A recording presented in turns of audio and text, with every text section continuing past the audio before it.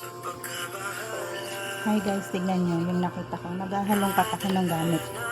May nahanap akong papeles. Ayan, tignan nyo.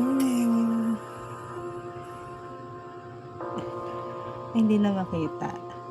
Ito yung ito yung nakalagay dun sa bed. Yung nanganak ako dun sa panganay ko. Natago ko pa siya.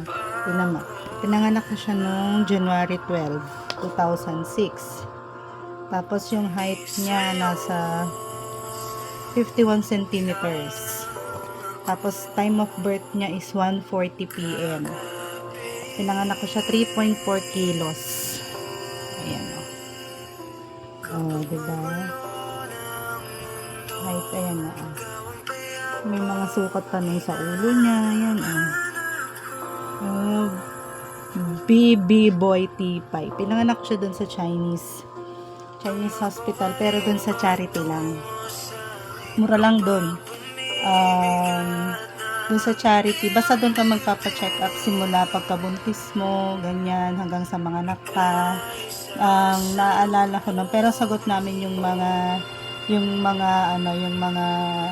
gamot, yung mga dextrose, charity dextrose, lahat, gloves, binigyan kami ng list of requirements nun kung ano yung mga dapat na dali namin, yung oxytocin, kami din bumili nun.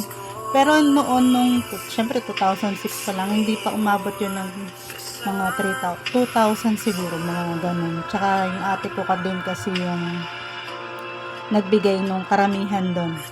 Tapos, nag-down kami nung inadmit na ako na mga anak na ako, nag-down kami ng 2,500. Tapos, nagtagal din kami doon ng mga 3 days, 4 days, kasi nanilaw yung baby ko noon. Tapos pinaanuhan siya, yung may takip lang yung mata, parang syempre charity, hindi naman ganun, yung parang improvised na incubator nila doon. Nakaganon din, nakaganon na parang maliit lang na box, yung hindi siya box pero para siyang bed, ganun. Tapos siguro 2 days, kasi that time malamig, hindi naman masyadong sumisikat yung araw, January yun eh. Tapos hindi naman siya, wala naman problema, basta parang nanilaw lang yung yung balat niya. Tapos yun, inilawan siya ng 2 days, yung may takip yung mata niya. 2 days, tapos naka-diaper lang siya, ganyan. Pero hindi buong araw, parang ilang oras, mga 2 hours yata, 3 hours, tapos aalisin na naman siya. Tapos, yun na, newborn. Maganda din mga anak doon sa charity ng Chinese, kasi daming doktor, although mahaba talaga ang pila, pero okay naman. Tapos, tsaka naasikaso naman nila. Siyempre ako first pregnancy ko yun, so hindi ako masyadong maalam. Pero tsinaga ako kasi that time wala naman akong trabaho, na lang, na pipila lang naman din, pero matagal talaga. Nadating ako ng 9 a.m. doon, mga 8, matatapos ako doon mga 1 p.m. na, sa dami ng magpapa-check up. Tapos nung mga anak naman na ako doon din, inasikaso din naman nila agad, kasi marami rin namang doktor doon sa charity nila.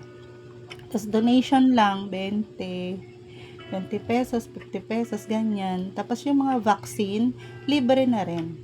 Libre yun yung 'di ba may binabaksin sa mga buntis na anti-tetanus, ganyan. Libre yun. Tapos nung nanganak nga kami, nag-down kami ng 2,500 lang noon, 2,500 yun. Tapos may marami din yung normal delivery ako. Tapos lahat maayos naman yung pagkakatrato sa amin. Siyempre hindi aircon yung room, pero 1:1 yung kama, hindi siya yung 2:1 bed, ganyan, hindi ganyan, 1:1. Tapos malinis yung room, malinis siya, yung maramihan kayo dun sa isang room, maraming bed pero malinis, tas may CR, ganyan. Nung nalabas na kami, sagot namin yung mga bago kami mga anak, dala-dala na namin yung mga dextrose, yung mga pinabili sa amin, yung mga gloves, pa ba yung oxytocin, yung mga gamot, ganyan. Pinadala na yun sa amin. Tapos, nung pinigay ko na yun doon, tapos may pangalan, syempre kung ako, ganun. Tapos nun, yung mga hindi ko na nagamit doon nung lalabas na kami, sinabihan na kami na yung mga hindi ba nagamit, pwedeng iwan na lang doon. Syempre yung mas mga, yung hindi nila kayang makabili ng ganun, yun na lang yung gagamitin. Sabi ko, syempre, okay lang din naman kasi, di, para saan pa ba yun? Saan ko pa ba, babawiin ko pa ba yun? Diba? Tapos, para na rin naman sa iba na hindi makakabili. Ganun yung inaano nila, tinatanong nila na pwede ba nilang iwan na lang. At least tinanong, 'di ba? Hindi na sinabing iwan na yan, hindi. Pero tinanong naman kami, okay lang ba na iwan na lang to kasi para doon sa mga hindi nga kayang bumili. Hindi yun. Yung auntie ko kasama ka nun. Siyempre, andun yung asawa ko.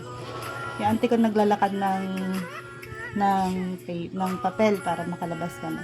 So, syempre, nagre-ready na kami. Kailangan pa ba ng PhilHealth? Kasal naman kami ng asawa ko. So, under pa ako nun sa kanya. PhilHealth, tapos yung kung ano-anong mga kailangan forms. Diyos ko, magpipilhealth ka pa ba sa 2.5 na dinown namin, nakapag-refund pa kami ng 1.7. Ano, diba? 1.7 na uwi, ni-refundan pa kami ng 1.7, as in 0 bill yung bata, as konting billing lang sa akin. Sabi ko nun, aba, ang galing. Ang ganda mga anak doon sa charity ng Chinese. Kasi basta sumunod ka lang sa rules nila na doon ka magpapa-check up. Nalaman mong pregnant ka. Tapos, tapat yung record mo. Walang lampas-lampas na hindi ka nagpa-check up.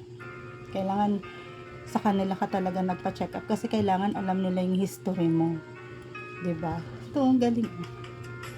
Talagang may doctor yan. Dr. OB ko, tsaka yung OB, at tsaka yung sa bata, pedya. Tapos, doon ko na rin pinabaksin yung baby ko for yung buong year.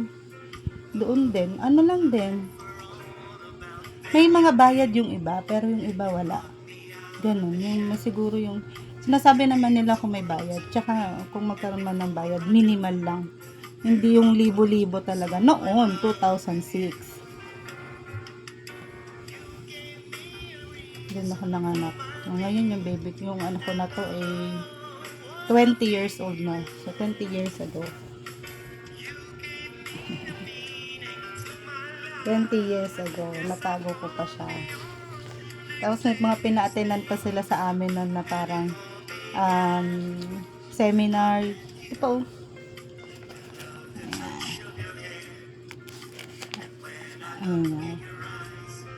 parang tuturuan kami paano magpa-breastfeed, paano yung proper nutrition para sa buntis, ganyan, sa mga bagong panganak. Natago ko pa siya. Pero syempre, di ko naman inasa doon lahat. Yun, sa panganganak ko, alam ko naman na kaya kong i-normal siya. Kasi naman ako, mabilis lang ako nanganak.